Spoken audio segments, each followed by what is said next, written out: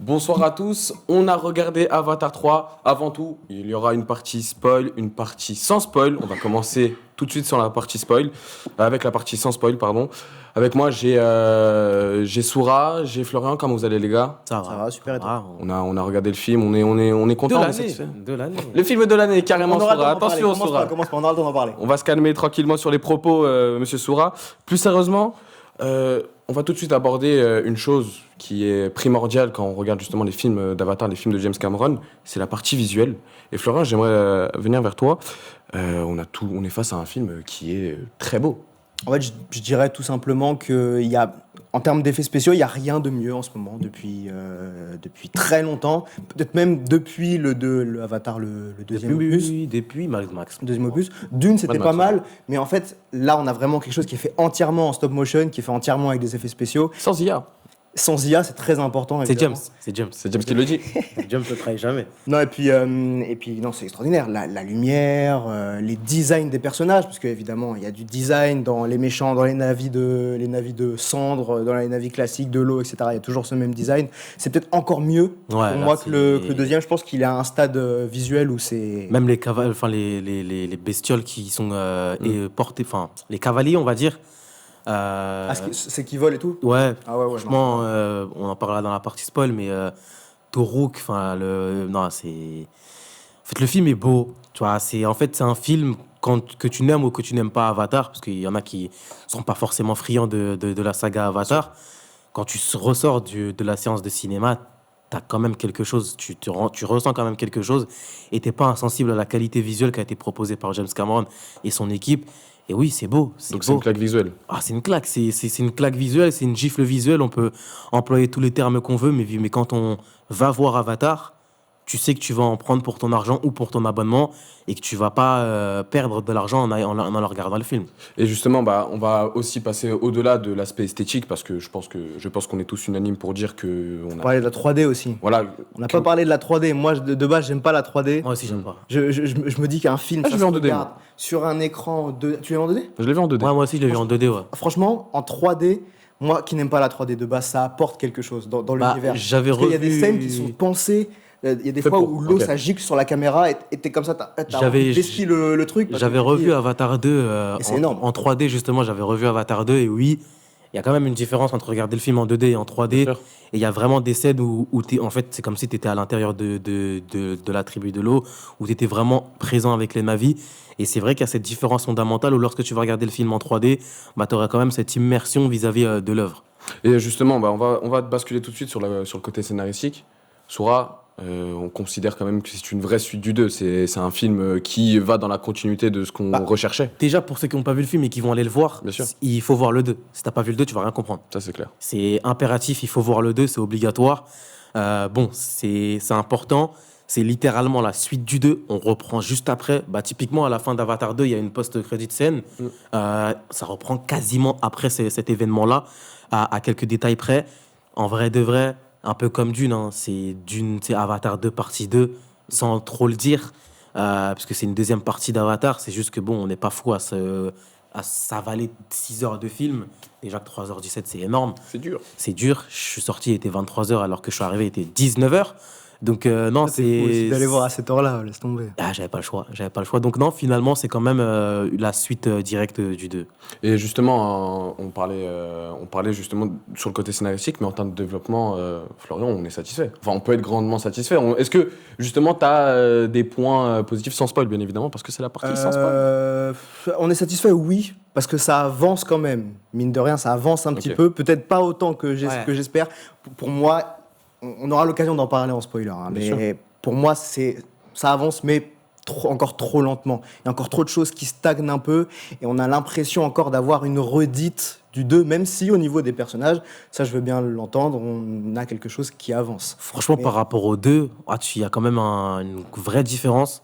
En tout cas, je pense qu'il a appris de ses erreurs. James Cameron a appris de ses erreurs vis-à-vis du développement de ses personnages et de la relation, notamment avec la famille de Jake. Et c'était important de voir comment il allait développer tous les protagonistes et même les antagonistes aussi, parce qu'il ne faut pas oublier Quaritch, qui est présent encore en tant que grand méchant du film. Mais non, ouais, c'est plutôt réussi. Je trouve, en fait, Si le 2 avait déjà bien entamé le développement des personnages, là, je t'aurais dit que c'est léger. Mais étant donné que dans le 2, je trouvais que c'était quasiment vide, t'as quand même rattrapé un gros retard, d'où le fait qu'on peut avoir ce sentiment un petit peu d'inachevé. Donc c'est justement le fait d'avoir, comme tu l'as dit, ce côté vraiment par rapport aux deux, on peut considérer que c'était un peu Et le néant. d'ailleurs, j'ai envie de dire un truc, parce qu'aujourd'hui, c'est un petit peu la rengaine vis-à-vis d'Avatar. C'est pas un copier-coller d'Avatar 2. Je trouve qu'il y a beaucoup de gens qui vont suivre une certaine mouvance à dire que c'est un copier-coller direct d'Avatar 2. Il y a beaucoup de créateurs de contenu qui l'ont direct noté. Je l'ai déjà vu. En fait, la base, on peut pas trop leur donner tort sur la base du film. Ouais, sur la base du film. La base ok, du film mais de là, et de la façon dont le film est de construit. là à dire que t'as déjà vu le film, je trouve que c'est vraiment malhonnête. Non, pas jusque-là. Il y en a quand qui- même, mais il y en a qui- Ah, il y a Non, des gens même- qui vont dans Il y l'exagération, en a qui malheureusement. exagèrent et qui disent Oui, que j'ai non, déjà vu le film. Mais même eux, ils savent que c'est de la répétition. Franchement, il y a quand même des. Pas le même, Il n'y a exactement. pas des changements fondamentaux. Bien sûr. Mais franchement, il y a quand même des sacrées différences par rapport au premier film. Mais justement, en ce qui concerne le rythme, parce que tu parlais justement, Soura, des 3h17 que constituait ce film-là, Avatar 3. En termes de rythme, est-ce qu'on est satisfait? Est-ce que justement on peut s'attendre à quelque chose de vraiment dicté par un scénario vraiment ponctué dans des points importants? Ou alors il y a des moments assez flasques, assez vastes où- Dans le deuxième, le climax, il était long. Hein. Ah ouais, il était long. Il n'y a pas que le climax qui était long. Dans le Oui, c'est vrai que c'est pas que le climax, mais waouh, le climax, il était très long. Et là, franchement, il est très bon rythme. Tu vois pas trop passer les 3 heures de film. Ouais. C'est bien rythmé, tu passes un bon moment. T'es pas trop, on va dire, t'es pas lourd quand tu finis de voir le film. T'es pas abreuvé. Et non, franchement, c'est un très bon rythme. Là, il a réussi. T'es du même avis, Florian? Ouais, je suis d'accord. Je suis d'accord parce qu'en fait, en plus, il y a un certain rythme. Après, c'est un peu cliché aussi du blockbuster, mais il y a un rythme où ça remet en situation au début, puis ça va tranquillement. Après, il y a de l'action. Ouais. Après, ça remet tranquillement. Après, il y a de l'action. Et en fait, il y a cette fréquence où c'est pas trop agglutiné, c'est assez séparé. Pour faire un film de 3 heures, il faut forcément que ça soit un peu sûr. aérien, quoi. C'est Faut tu peux aérer pas- le truc. voilà, c'est comme dans une Ouais. pizza. Tu Exactement. peux pas avoir trop de pâtes et pas assez de garniture. Là, s'il tu y a- vois, t'as Très un belle peu de- comparaison. C'est pas grave. Merci. De quoi? S'il y a beaucoup de garniture, c'est pas grave. Ouais, ça- Je prends. Ouais, Je prends. C'est plutôt l'inverse qui est problématique. Si tu mets un extra Ouais, ouais, je merguez, c'est pas grave. Il a pas tort aussi. Bah Mais oui, il je a pas prends. Bonne comparaison, Florian. Bon, les amis, on va tout de suite passer à la partie spoil. Bah oui, quand même, allez. Voilà. C'est nécessaire. Donc, je vous invite à voir le film et ensuite revenir sur la vidéo. Ou et reste, donner non, c'est votre pas avis. grave, hein, moi ça me Ouais, dérange pas. on les peut, spoils, on peut hein. vous spoil. Hein. On va vous raconter l'histoire bien comme il faut. Bon, les gars, comme l'a dit Soura, après, c'est la suite concrète du 2. On revient justement avec justement le décès de l'aîné Loak. de la famille. Non, Trap du grand frère de Loak, justement. On a Je pris sais plus comment il s'appelle. Neteyam. Ah oui, Neteyam, Neteyam, justement, ouais, c'est qu'on ça. voit dans le rêve astral dans le rêve de De Loak. Ouais. Au-delà de ça, dès les premières minutes, on prend encore. On est obligé d'en parler encore une fois. Visuellement, Ah putain, c'est beau. Hein. on prend une putain, c'est réelle beau. claque. Quand il y a les marchands de vent qui viennent Ouais. avec les sortes un peu comme dans Pirates des Caraïbes, mais le côté du truc qui dirige par le vent, Ouais. les bêtes qui portent le truc, enfin, c'est tellement beau, t'as des images de fou. Et c'est là où je suis un peu déçu de James Cameron parce que, entre guillemets, la tribu de l'eau, niveau visuel, on l'a déjà vu. Moi, je m'attendais à avoir un biome un peu volcanique, un petit peu rocheux. Je voulais voir ça, en fait. On l'a un parce peu que- vu, mais que tu te vraiment dis, de en manière fait, légère. avoir un côté bien sombre avec une belle image, une belle photographie, t'aurais vraiment pris une claque. Et en plus, avec le feu, t'aurais pu avoir des photos de fou. Quand tu voyais en plus les affiches promotionnelles d'Avatar 3, tu te disais, ouais, tu vas en avoir pour ton argent. Parce que franchement, le film est tellement beau, enfin, notamment le climax avec le Maelstrom, on va dire, qui tourne, Ouais. Ouais. les couleurs. Quand tu as Kiri qui va dans le monde d'Ewa où tu vois la tête d'Ewa, enfin, tu aperçois la tête d'Ewa. Ouais. Moi, j'ai trouvé ça super beau. Et ouais, franchement, comme l'a dit Flo, je crois que tu fais pas mieux aujourd'hui.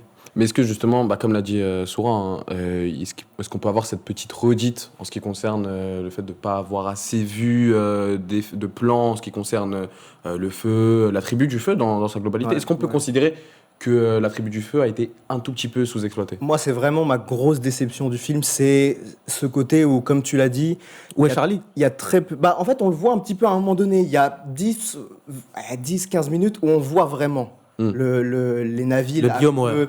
à un moment donné, ils font comme une sorte de fête, tu sais, où il y a Ouais, du feu, bien sûr, etc., bien sûr. où elle manie des Ouais. espèces de D'épée, ouais. poignards, Ouais, c'est ou de sabre, c'est des de trucs sabre. comme ça, etc.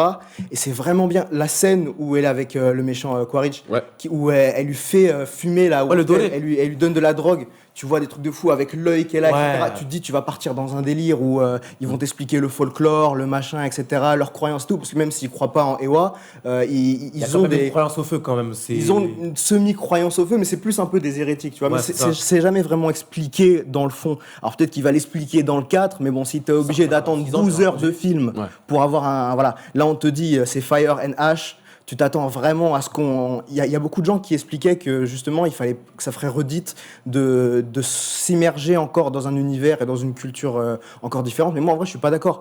Parce que justement, on connaît l'amour de James Cameron pour les univers Ouais. et pour créer du lore, etc. Là, pourquoi il ne donne pas du lore sur. Il coupe 30-45 minutes de la suite et il nous donne du lore sur les navis. Waouh! Bah, en fait, il y a de H que le nom des navis, quoi. C'est ça. Bah, en fait. Ouais, Ouais, c'est le nom de la tribu, donc c'est dans ça, en fait. l'historique, non mais dans l'historique, tu comprends Ouais. la poussière, etc. Ouais. Voilà. Ce qui est quand même évoqué dans cette séquence-là, dans cette scène-là, c'est aussi pourquoi Ewa, enfin, pourquoi ils se sont détachés de Ewa. Ouais. Et est-ce que justement, bah, c'est important, on va rebondir sur ça. Il y a aussi cette dualité religieuse entre Ewa et ceux qui En fait, et Varan qui ne croient plus en Ewa fait, et qui les guident. Moi, le côté dualité religieuse, je le pointe plus, en fait, de deux côtés. Dis. On va prendre du côté de la famille de Sully, c'est une famille, et je trouve que c'est un petit peu calqué sur on va dire les trois religions monothéistes aujourd'hui, islam, judaïsme et christianisme, où littéralement, on va prendre le côté de Neytiri, MVP. Neytiri qui a vécu plusieurs épreuves lourdes. Elle a quitté son foyer natal, sa elle a tribu. perdu un fils, Ouais. elle a cassé l'arc de son père, et elle était tellement brisée psychologiquement que la seule échappatoire pour elle, c'était la religion, la foi, et ce qui permet aujourd'hui certaines personnes, lorsqu'elles perdent un le être deuil. cher, eh bien, elles vont se réfugier dans la religion parce que c'est vraiment la chose qui va leur faire tenir et qui est, en fait, c'est littéralement ça, c'est lorsque tu as une épreuve, ça te permet de plus te rapprocher de ton Dieu. Et de l'autre côté, tu as la tribu des Cendres qui, en fait, a vécu une épreuve terrible où, en fait, ils ont tout perdu. Ils ont perdu leur habitat, ils ont perdu leur lieu de vie. Et eux, plutôt que de se réfugier dans la religion, ils ont totalement décidé, en fait, d'être, on va dire, des apostats, littéralement, et d'abandonner la religion et de considérer que leur divinité les a totalement abandonnés. Et c'est ce qu'elle dit, Varang, Kiri, ta déesse n'a aucun domaine ici parce qu'elle nous a littéralement abandonnés. Et c'est là où, pour moi, j'ai énormément aimé les deux différences fondamentales où, en fait, tu vas avoir d'un côté on va dire les navis protagonistes qui ont un rapport à la religion extrêmement fort où tout est lié à la religion, en fait, chez eux. Et d'un autre côté, où tu as enfin des navis qui sont un petit peu différents, où, en fait, non, tout n'est pas lié à la religion et les problèmes qui nous sont arrivés, finalement, personne ne nous a aidés. Et c'est un petit peu le cas aujourd'hui. Il y a des gens qui subissent des grandes épreuves. Ils vont continuer à rester croyants parce que c'est des choses qui arrivent dans la vie. Et d'autres personnes qui vont peut-être décider de ne plus croire parce qu'elles estiment qu'elles ont subi beaucoup trop d'épreuves qui les ont atteintes et qui se sont dit, en fait, il n'y a personne qui est venu vers moi par rapport à ça. Et c'est là où j'ai beaucoup aimé. Et d'où le fait que j'ai l'impression un petit peu que c'est une sorte... à toute proportion gardée, pas une sorte d'antéchrist, mais un petit peu une sorte d'anti-religion avec notamment sa mèche, où en fait, dès qu'elle met sa mèche, c'est hop, on coupe tout. Ouais, il y a un côté sectaire surtout avec Varang. Et la meilleure des choses, c'est qu'en fait, et c'est très bien que ça soit les militaires qui s'en rendent compte et qui nous l'expliquent à nous, c'est lorsqu'ils coupent la mèche, en fait, le collègue de Quaritch dit, en fait, c'est pire que la mort. Qu'en fait, on coupe tout lien avec ton entre guillemets, ta divinité. Mais justement, tu parlais de Quaritch et on peut même rajouter, Florent, une troisième vision dans ce débat-là de dualité religieuse. On peut même rajouter une troisième vision, celle de Quaritch, celle de l'humain, même celle de Jake, qui en fait observe ça. Et on a justement la situation où Quaritch ne veut pas forcément voir ce que représente la culture Navi par rapport à un Jake qui lui veut s'immiscer totalement dedans et qui est conscient que par rapport au monde humain c'est totalement complexe. En fait, Quaritch, je pense que il tend à, vu que c'est pas vraiment lui, c'est un clone du premier véritable Quaritch qui est décédé, son personnage tend à se navifier et il tend à croire Puisque, en plus, il n'a pas eu de. Il a le Il n'a pas de rejet. il a le souvenir humain, mais il n'a pas de corps humain. Il n'a jamais eu de corps humain, C'est ce ça, personnage-là. c'est ça. Donc, lui, il va plus facilement, pour moi, aller vers les Na'vi. Ça serait peut-être un poil simple, je trouve. Mais. En tout cas, je pense que ça tend à venir vers ça, même si lui, en fait, il a aussi ce côté, parce que aussi une grande thématique de l'œuvre, c'est l'appartenance à la famille, à un groupe, à une tribu. Et Quaritch, lui, son appartenance, il en avait pas vraiment. C'est ça, l'appartenance, c'était L'armée. C'était je sais plus c'est quoi le nom, c'est un sigle. C'est un marine.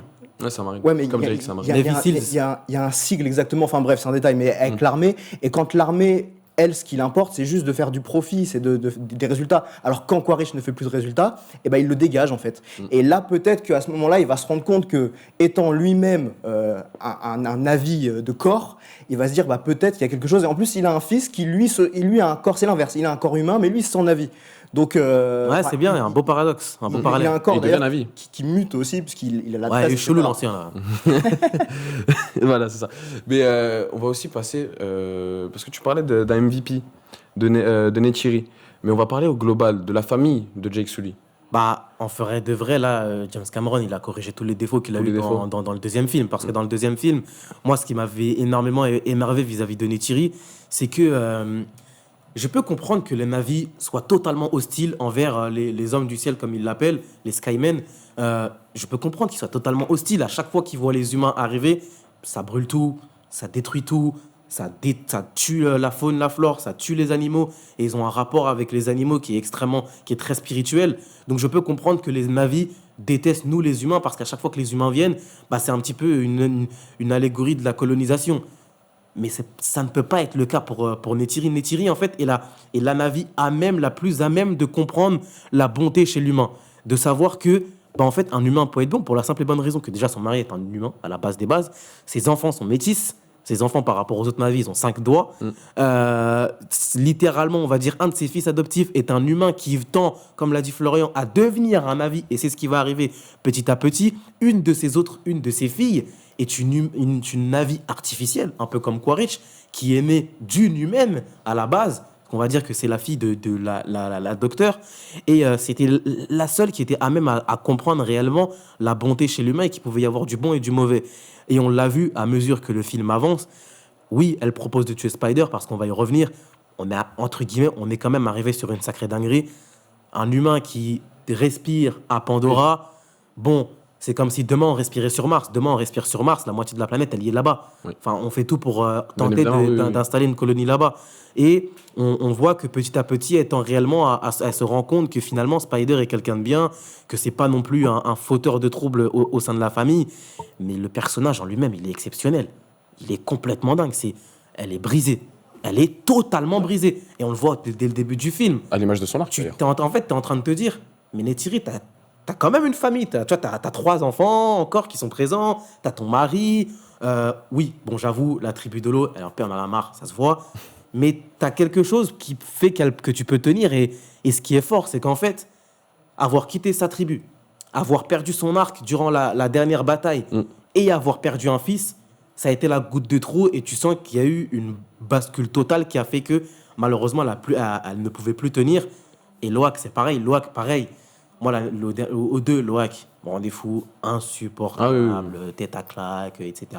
Et là, il y a vraiment un vrai développement. Mais justement, bah, on va parler de Loak. Toi, Florian, dans le développement du personnage qu'est Loak, dans le 2, il était assez immature, il prenait vraiment... Enfin, il a petit con. été... Voilà, bah, j'ai pas envie de dire des gros mots, mais voilà, c'est un petit... C'est un peu ça. Voilà, il a un peu ce caractère-là. Dans le 3, on le voit quand même prendre un peu plus en maturité suite au décès de son frère. Ouais, et puis surtout, il y a tout ce côté aussi. Alors, pareil, c'est une thématique que je trouve pas assez abordée c'est abordé pendant 20 minutes, mais c'est le deuil, en fait, comme tu as dit. Ouais. Avec, comment on apprend en tant que famille à surpasser, on peut pas surpasser véritablement, mais à vivre avec la perte d'un proche. C'était le cas, on l'a vu un peu au tout début avec Loak, même au moment où il essaye de se faire sauter la cervelle. Mais en fait, il prend en épaisseur et il tend aussi à devenir un peu ce qu'est son père, c'est-à-dire un leader quand son père n'est plus là. Et ce qui était son frère aussi. De quoi? Et ce qui était son frère aussi, les frère aussi Théiam. était- Oui, un oui, leader. exactement, oui, bah oui, bien sûr. Mais tu vois, quand ils sont chassés par les navis de cendre, ils sont dans la forêt et il est avec Kiri et, Kiri, Took et, Spider. Exact. Et c'est lui qui prend le même lead, un peu, ouais. il se fout un peu de sa gueule parce qu'il a pas de solution, quoi. Mais ça montre qu'il a des responsabilités. Après, c'est peut-être pas forcément mon personnage préféré en termes de développement. Oui, oui. Neytiri, par exemple, elle est... Oh là là. En fait, elle incarne l'esprit Navi depuis le début. En fait, Elle porte le fil à Sega. elle porte la saga, parce qu'en plus, son personnage, il est beau extraordinairement. C'est peut-être le personnage le plus beau dans Avatar. Et en plus, elle est, comment dire, elle passe par tout un tas d'émotions. C'est-à-dire qu'au bout au début, elle hait les humains, ce qui est logique, puis ils viennent la coloniser littéralement. Et puis après, son mari est un humain, donc elle apprend à faire confiance à l'humain. Mais là, dans le troisième, elle fait plus confiance parce qu'il y a Spider. Elle veut le tuer. Elle veut tuer, mais à la fin, elle court, elle qui- court pour l'empêcher. Elle va pas l'empêcher, mais elle court si elle est arrêtante, Le elle l'aurait symbolique d'ailleurs empêché. avec la peinture en rouge. Exactement, oui, ça, voilà. exactement. Bah, elle se nettoie littéralement de ce qui est pensé. Voilà. Mais en même temps, on peut pas trop lui en vouloir. Bah oui. Parce que. Ah non. Son père est mort quand même. Hein. De quoi? Son père est mort, je crois, que par rapport à ça. Je sais pas du tout. En tout cas, elle a perdu des proches. Mais elle a perdu des proches et elle se fait coloniser son pays. Donc comment lui en vouloir, tu vois, d'être à ça, de changer de Ah camp oui, non. à chaque fois. Non, c'est l'arbre qui pousse. Ils détruisent l'arbre. Ah oui, oui, oui. Et, oui. et là, bien sûr. là, tu vois, c'est comme si en fait tu détruisais un lieu sacré pour des croyants, et c'est pour ça que cet aspect religieux il est très très fort. Mais pour revenir à Loak qui prend plus de leadership, c'est important. Et maintenant, voilà, hein, c'était bien. Donc les amis, juste petite note, on lui met combien sur 10 à Avatar? 15 et demi. 15 et demi? Ouais, moi j'aurais mis 14. Parce Ok, qu'en fait, 14. 14, c'est bien. Il va pas assez loin. On va pas assez loin. Ah, il va pas Bah, assez de toute façon, loin. il y a encore quelques films qui arrivent parce que de ce que j'ai compris, il reste encore 4 et 5, Deux films. Voilà, 4 et 5. Qui vont être tournés en même temps. Les amis, j'espère que vous avez apprécié la vidéo. C'était la partie spoil là pour le coup d'Avatar, mais il y avait aussi la partie sans spoil. N'hésitez pas à liker, partager, commenter, donner votre avis sur le film si vous avez aimé ou alors détesté le film de James Cameron et même la trilogie. Le crack. Voilà, Attention, les films que sont Avatar. Terminator. Ouais. Sur ce, on vous souhaite une très bonne journée, une très bonne soirée. Ciao. Ciao. Si on devait parler de Terminator.